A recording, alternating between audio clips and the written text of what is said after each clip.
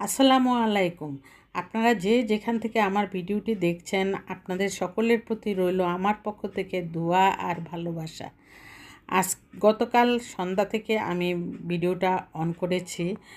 দিনের বেলা এত ছোট দিন, এত তাড়াহুড়া করে কাজ করি, আর সেই জন্যই দিনের বেলা ভিডিও শ্যুট করা মনে হয় আমার জন্য পসিবল হয় না।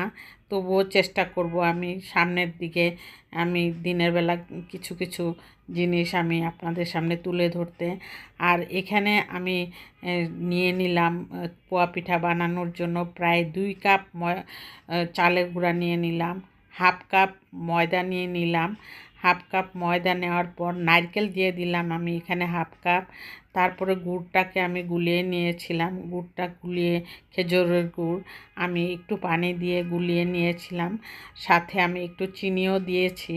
আর সেই জন্য সুন্দরভাবে আমি গুলিয়ে ব্যাটারটা তৈরি করব, একটা সফট একটা ব্যাটার। তারপর আমি এখানে ছোট কড়াই যদি এই ইলেকট্রিক চুলার মধ্যে আমি ছোট কড়াইটা দিলে ভালো হইতো, কিন্তু পোয়া পিঠা আসলে একদমই গর্ত একটা কড়াইয়ের হলে সবচেয়ে বেশি ভালো হয়। তারপরও আমি এখানে এই ননস্টিক প্যান বসিয়েছিলাম, ভাবছিলাম যে হয়ে যাবে সুন্দর মতো, কিন্তু ফুলেছে ঠিকই, হয়েছে ঠিকই, কিন্তু আরও ফুললে আমার কাছে আরও ভালো লাগতো, সে সুন্দরও লাগতো।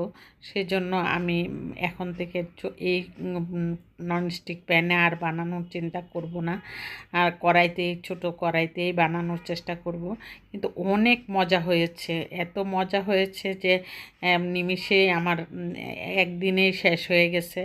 আমি অনেকগুলি পিঠা বানিয়েছিলাম এখানে, আর পিঠাগুলি এত টেস্ট হয়েছে দেখে খাওয়াও শেষ হয়ে গেছে।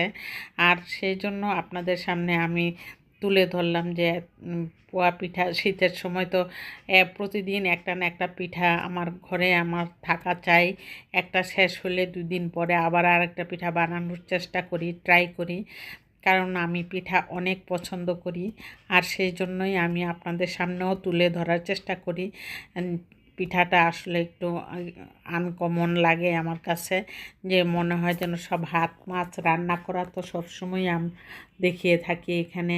শীতের সময় যদি পিঠা না দেখায় তাহলে কি হয়? সেই জন্যই আমি পিঠার রেসিপিটা আপনাদের সামনে তুলে ধরার চেষ্টা করি। আর আমার ভিডিওটা যদি আপনাদের কাছে একটু হলেও ভালো লেগে থাকে তাহলে অবশ্যই একটি লাইক দিয়ে কন্টিনিউ করবেন, আর সাবস্ক্রাইব করে অল বাটনে প্রেস করে রাখবেন। আর দেখুন পিঠাগুলি খুব সুন্দর হয়েছে, আর খেতেও কিন্তু অনেক সুস্বাদু হয়েছে। নারকেল দিয়ে পিঠা আমি পোয়া পিঠা বানাই, আজকে বানালাম আমি। সাগর কলা দিয়েও, নরম সাগর কলা দিয়েও পিঠা বানিয়ে থাকি।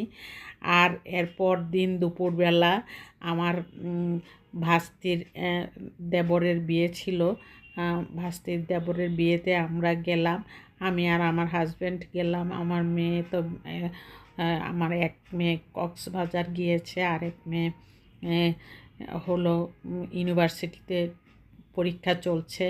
আর এখানে আমার যাকে তো দেখতে পেলেন, আমার জায়ের মেয়েটাকেও দেখতে পেলেন। এখানে আমার হাজব্যান্ডও ছিল, আর আমরা সবাই মিলে, আমার ভাস্তিটা এখানে ছিল। বাম পাশেরটা আমার ভাস্তি ছিল, তারপরে আমি ছিলাম, ডান পাশেরটা